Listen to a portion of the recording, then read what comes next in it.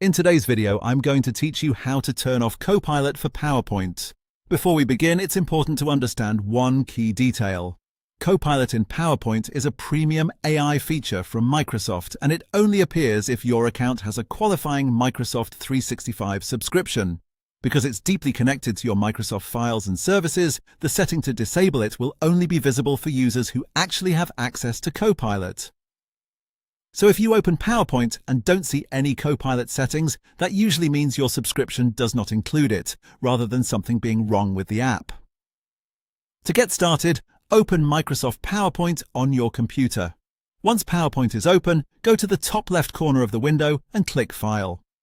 This will open the Backstage menu where you can access PowerPoint's main settings and account-related options. From there, look near the bottom of the left-hand menu and click Options.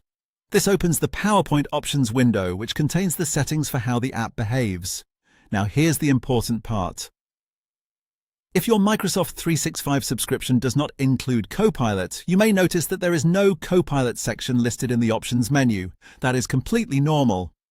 In that case, there is nothing you need to turn off because the feature is not available on your version of PowerPoint.